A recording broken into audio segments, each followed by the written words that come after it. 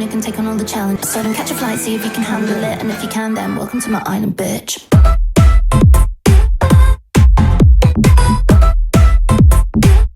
Welcome to my island, bitch.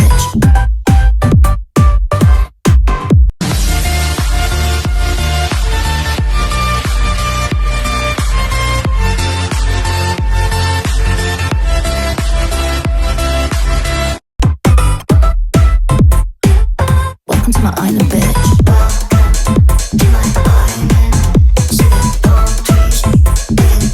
Welcome to my island, bitch.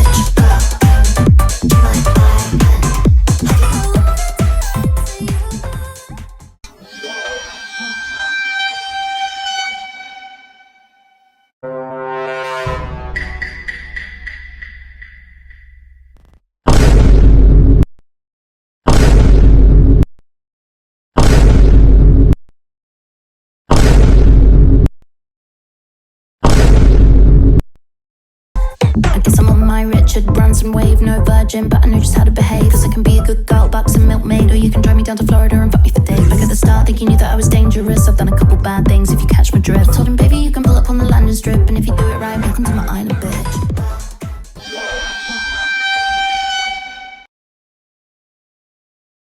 I was just sitting on the stairs, minding my own business, when the bouncer approached me with a look of urgency.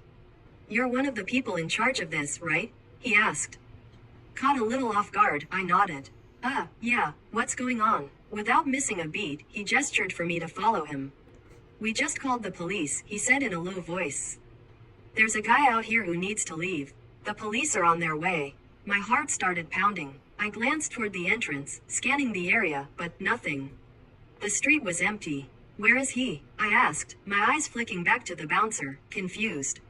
He didn't answer right away. Instead, he pointed toward this small, shadowed indentation in the wall, one of those weird little nooks where the water meter was.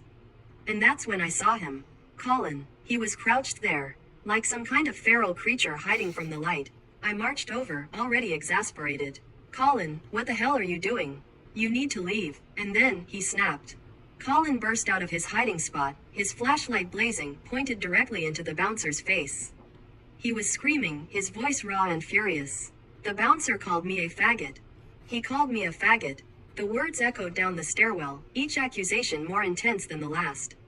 And just when I thought he might settle down, his story shifted. "He hit me. The bouncer hit me." The crowd around us had started to gather, whispers and glances passing between them. But Colin wasn't done. He touched me. The bouncer touched me inappropriately.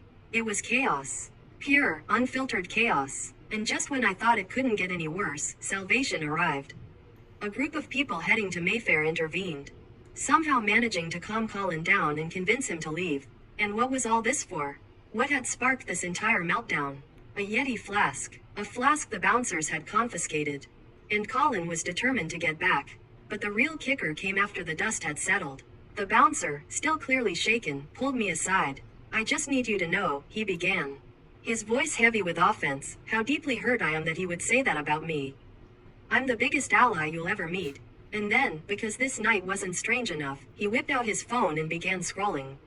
"Look," he insisted, shoving the screen toward me. "Here's me with my rainbow mohawk. Here I am marching at Pride. Look at this one, I'm literally waving a pride flag."